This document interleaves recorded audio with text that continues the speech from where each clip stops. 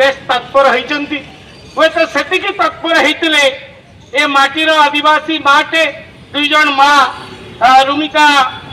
पटमाझी और रुनु माझी तांकर मृत्यु हो न था। आमे इन वामपंथी दल नेतृमंडली ए घटना घटवा जिते से गाँव में पहुंचलु ब्राह्मणी गाँ ठू पाखापाखि 9.5 किलोमीटर से गाँ जो गाँव लोके एकाठी होती सुधी क्रिया 3 दिन हुए से दिन सुधी दिवस पहुंचला बेलू सरकारी कलर बाबू माने के पहुंचना वीडियो पूर्व दिन आम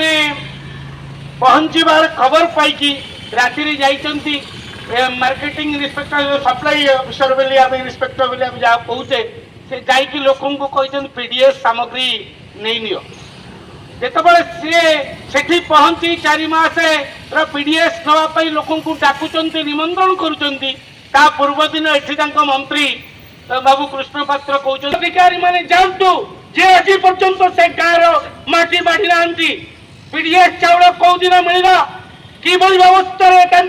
पीडीएस 9 किलोमीटर अणा जाए पीडीएस चाउल प्रदान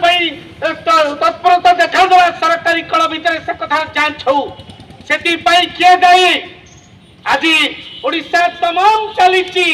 केवाईसी हम आम पहुंचवा पर देखिलु घटना 4 दिन पर सरकार मोबाइल नेटवर्क कौन सी कंपनी काम करे नहीं स्वाधीनतार 70-77 वर्ष पर ये हूँ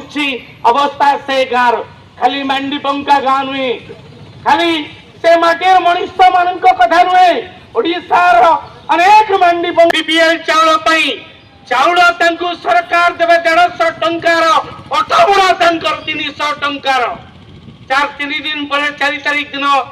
कलेक्टर महोदय समय पाइले गले से गाँ को कहे चाउल दिज्व यही गाँव में आगुर कहीं दौन भाई मासके फेर दिज्व आगुरी खिलाफ कर किए कथार उत्तर दबा किए जो 2 जन भौणी मृत्युवरण कले मृत्यु दायी रे जो माने से आंब टाकुआर जाऊ खाई माने अफेक्टेड हेले आज भी रोग माने चिकित्सित होती किडनी अफेक्टेड लिवर अफेक्टेड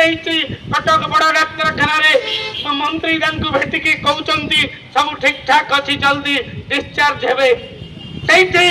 अध घंटा पर डाक्तर ट्रिटिंग डाक्तर कहते ना से क्रिटिकल स्टेज रे अच्छा